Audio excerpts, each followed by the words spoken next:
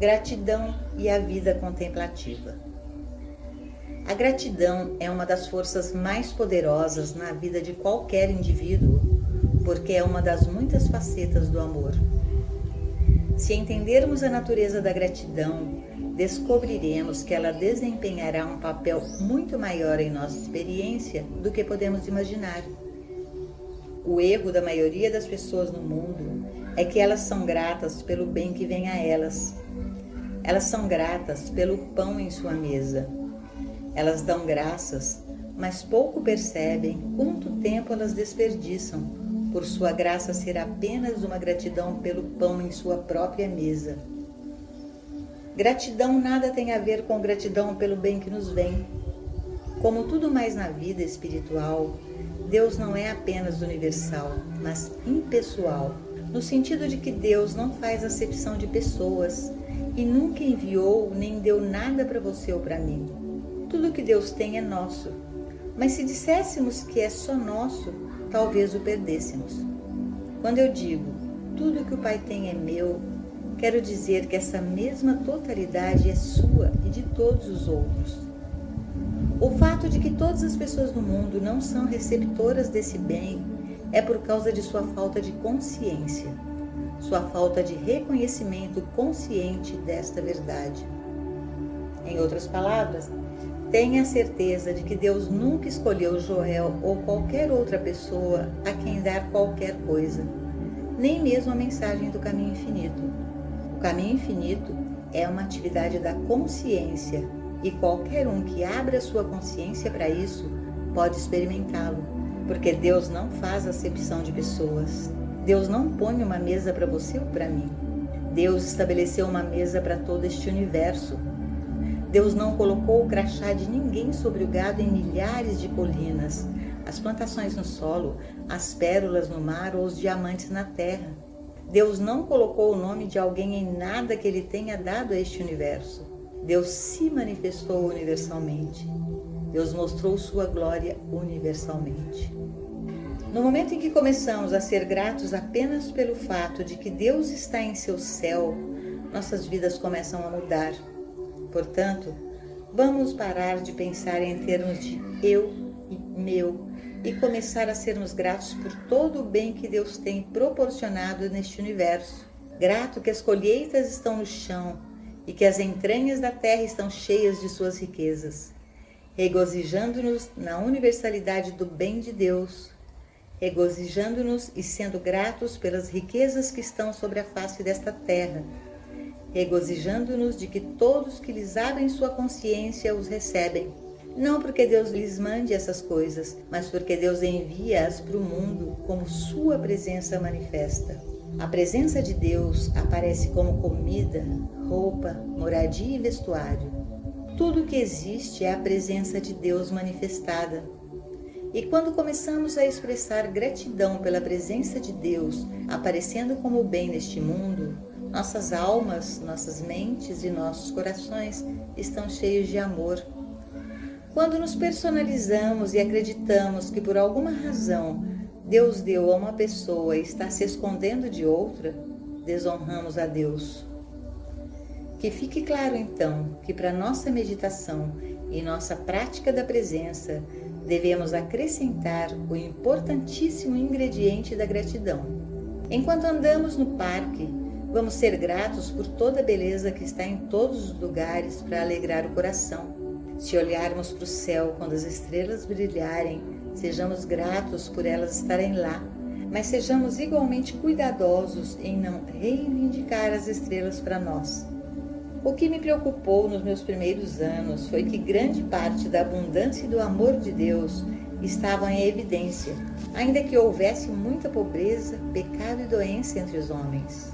E para mim, a questão mais importante era por que isso era verdade e como isso poderia ser eliminado. A resposta que veio foi que somente através da nossa consciência e aceitação da graça de Deus, através de conscientemente viver na realização da presença de Deus, as coisas que não pertencem à nossa experiência podem ser eliminadas e substituídas por aquelas que são nossas por direito.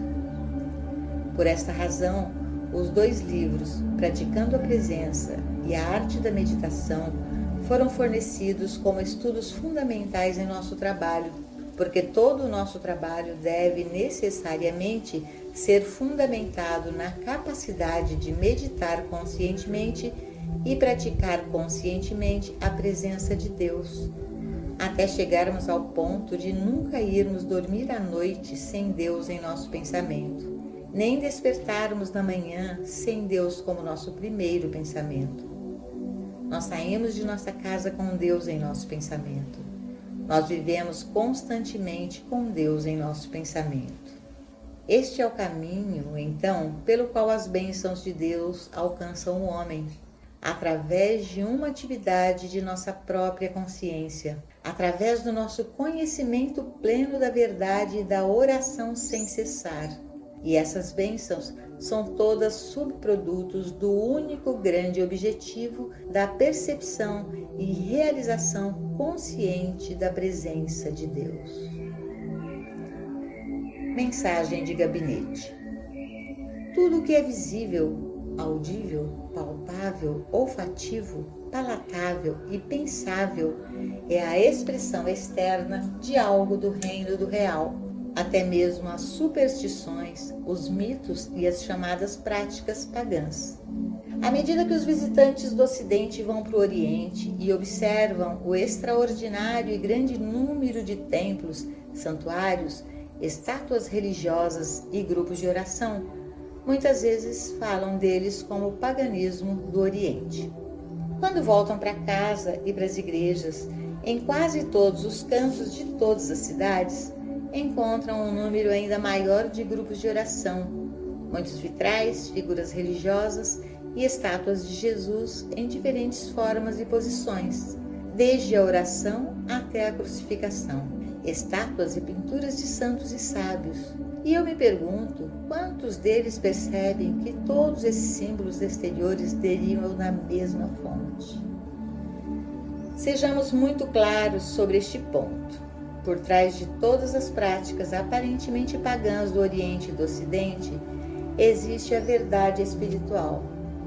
Primeiro de tudo, a própria existência de um grupo de oração em uma igreja, templo ou jardim, é um reconhecimento de um ser supremo ou divindade. Seja sentado, de pé ou de joelhos, através da oração, reconhece-se uma presença divina. Neste ponto, tanto o Oriente como o Ocidente estão de acordo. As estátuas e esculturas de líderes religiosos no Oriente são um reconhecimento daqueles cujas vidas revelaram a obtenção de alguma medida da consciência divina.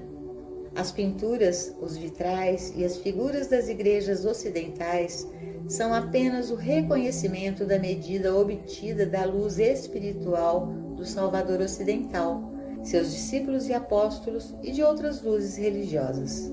Aqui também, o Oriente e o Ocidente estão de acordo, e com razão, porque todo simbolismo religioso em ritual, rito ou cerimônia é a tentativa de usar tais meios para alcançar um elevado estado de consciência.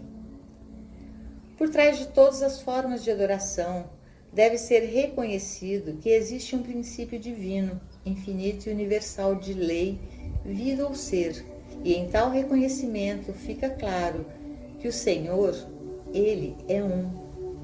Para a pessoa perspicaz, não há, portanto, paganismo em nenhuma religião, e ninguém pode afirmar corretamente que existe uma religião certa ou errada. O paganismo existe na forma de adoração dos homens e em suas diferentes crenças sobre religião. Por exemplo, acreditar que o homem pode influenciar Deus por palavras, pensamentos ou ações é uma forma de paganismo, enquanto perceber Deus como onisciência, onipotência e onipresença é um verdadeiro culto religioso. Acreditar que Deus tem forma, emoções ou respostas finitas é uma forma de paganismo, enquanto entender Deus como a vida, lei, ser, substância e atividade de toda forma espiritual é a verdadeira adoração. Dizer a Deus, aconselhar, informar ou implorar a Deus é uma forma de paganismo. enquanto que amar, confiar em Deus e escutar sua voz é a adoração mais elevada. Ter uma experiência interior das formas externas de adoração, tais como as realizadas nos cultos da igreja ou na celebração de feriados religiosos, festas ou dias de jejum, é verdadeira adoração.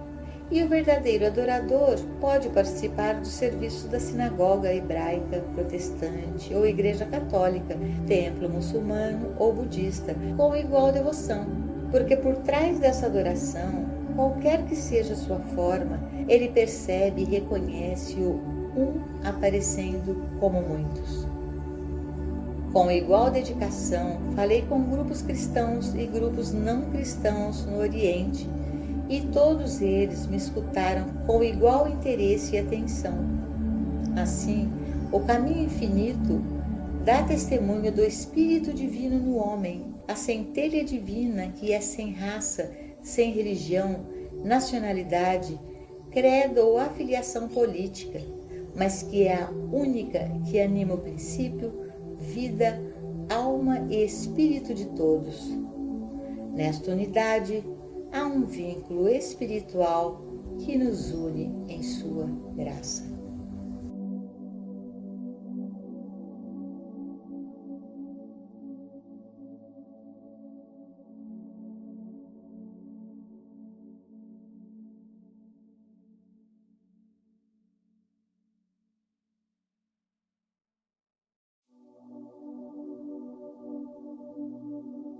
Apagando nossos conceitos de Deus, oração e graça.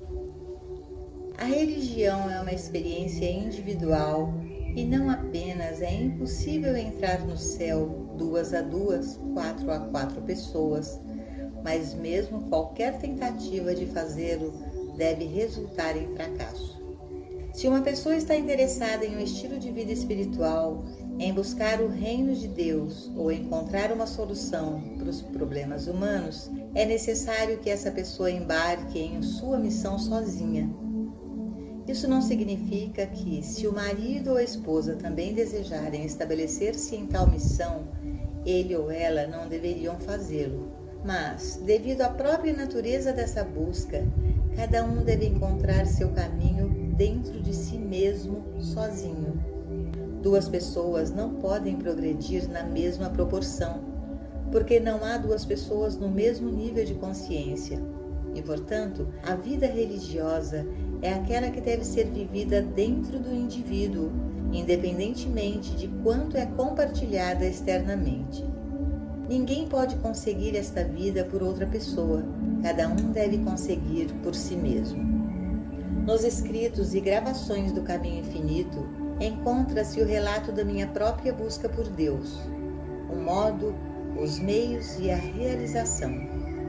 Isso foi estabelecido apenas para mostrar o que e como um indivíduo alcançou, e esses livros e gravações são oferecidos a você, na esperança de que você os leia, estude ou escute e os coloque em prática.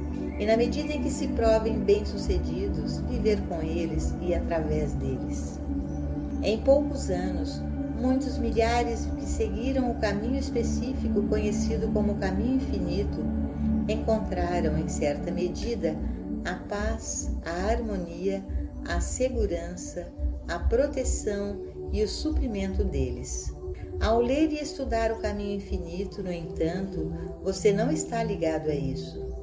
Você é, em todos os momentos, um agente espiritual livre para vir a nós ou a qualquer um dos nossos alunos que estão ativos no trabalho, mas não livre a qualquer momento para não vir, sempre livre para encontrar o seu próprio caminho. Você não tem obrigações, você não tem constrangimentos, e se o Caminho Infinito não se mostra eficaz em seu caso individual, você tem a liberdade de sempre buscar mais até encontrar um ensinamento particular que é seu. Você não tem nenhuma obrigação comigo ou com a mensagem do Caminho Infinito. Não há nada com o compromisso de participar. Portanto, não há associações ou vínculos a serem dissolvidos. Venha, desfrute, coma, beba, fique satisfeito, mas que cada um de nós mantenha a sua unidade com Deus. De tal modo, esta é a liberdade, a verdadeira liberdade, e a obrigação que cada um tem é para com seu Criador e não para com qualquer homem. Que coisa gratificante é lembrar disso. Dia e noite e dia, não devo mais nada a ninguém, senão amá-lo. Minha única obrigação é amar meu Deus e meu próximo. Não há como expressar a alegria e a liberdade que isso nos dá. Não há como explicar o que acontece na consciência de um indivíduo que sabe que é livre em Deus. Quando as pessoas se reúnem em grandes grupos, há uma tendência a confiar nessa união ou naquela união por sua demonstração de paz, harmonia e segurança, e assim a perdem. A ideia de que na união há força foi incutida nas pessoas desde a infância, mas isto não é verdade, exceto no sentido espiritual de união com Deus, não união entre si. Casais se casaram acreditando que em tal união estaria sua força, e depois descobriram que cada um tinha que encontrar sua força individualmente, que a força não poderia ser encontrada coletivamente. As nações se uniram, mas geralmente essas uniões duraram apenas enquanto não interferiram ou puseram em risco os objetivos e ambições egoístas das partes envolvidas. Quando as pessoas se unem humanamente com o objetivo de encontrar segurança, paz, harmonia ou saúde, elas devem fracassar, porque a única maneira de alcançá-las é no grau de sua unidade com Deus, conscientemente realizada, sua unidade com sua fonte. Isso é algo que ninguém pode fazer por outro. Cada um deve conseguir isso por si mesmo. Nenhuma teoria ou conceito de Deus é Deus. Há uma dificuldade em embarcar em um modo de vida espiritual e todos a têm que superar se quiser permanecer no caminho espiritual.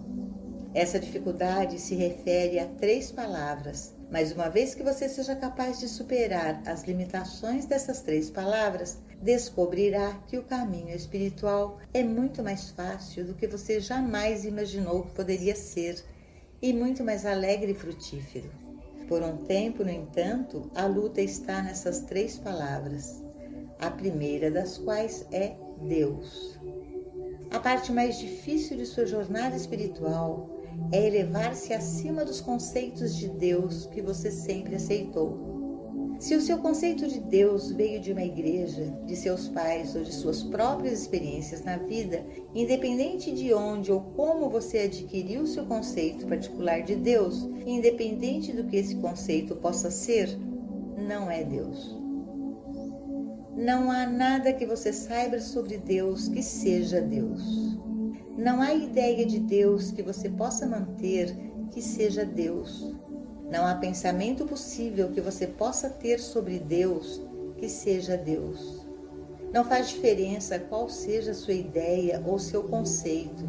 Permanece uma ideia ou um conceito, e uma ideia ou um conceito não é Deus. E assim, todo estudante deve eventualmente perceber que ele tem que se elevar acima de todos os seus conceitos de Deus, antes que ele possa ter uma experiência de Deus. Independentemente do conceito de Deus, seja ele hebreu, protestante, católico ou oriental, ele fez muito pouco pelo mundo. Este mundo está em uma situação triste. Todo conceito conhecido de Deus falhou em trazer paz à Terra, não apenas coletivamente, mas individualmente também. O mundo está em um estado de agitação por causa do medo de agressão por parte da Rússia e da China, ou por causa da agitação na África. A ameaça à paz mundial decorrente da situação nessas áreas não seria por si só perturbadora a ninguém, exceto pelo fato de que muito poucas pessoas têm dentro de si aquilo que as torna independentes das condições do mundo. Em outras palavras, elas não têm certeza em si mesmas de que existe um Deus que pode tirá-las desses problemas do mundo e mostrar como superá-los. Apenas em uma geração houve 3 grandes guerras, e nem o hebreu, protestante ou católico, ou o Deus oriental impediram essas guerras ou seus horrores. Elas nunca terminaram até que um ou outro dos combatentes não tivesse mais nada para lutar. Na maioria das vezes, os homens sentem que não tem nada dentro de si que lhes possa garantir que, independente das condições humanas, os males da guerra, da pobreza ou da doença não chegarão perto de sua morada. A resposta a tudo isso é que, qualquer que seja o conceito de Deus que uma pessoa possa ter, mesmo corrigindo o conceito, ainda assim não lhe dará liberdade, paz, segurança ou proteção. Apenas uma coisa trará essas coisas para o indivíduo e finalmente para o mundo, e essa coisa é a experiência de Deus. Não uma teoria sobre Deus, não um conceito de Deus, não uma ideia de Deus, mas uma experiência de Deus. Por quase 2000 anos, a religião eliminou esse fator de seu ensino. Ela deu ao mundo tudo, menos a experiência de Deus. Deu-lhe ideias nobres, deu-lhe grandes ideias de filantropia e caridade, deu-lhe grande beleza na música, na arte, na literatura, tudo na verdade, exceto Deus. Mas poderíamos dispensar tudo o que a religião nos deu, se ao menos nos desse Deus. Podemos viver sem todas essas outras coisas, se pudermos ter Deus. A obtenção de Deus é uma experiência individual e não pode ser dada a um grupo de indivíduos, embora possa ser dada a muitos indivíduos em um grupo. É possível, em um dado momento, que uma dúzia de pessoas em um grupo perceba Deus, mas elas não receberão essa realização como um grupo. Cada um recebe individualmente, por sua própria preparação para isso, por sua própria devoção à obtenção da realização de Deus.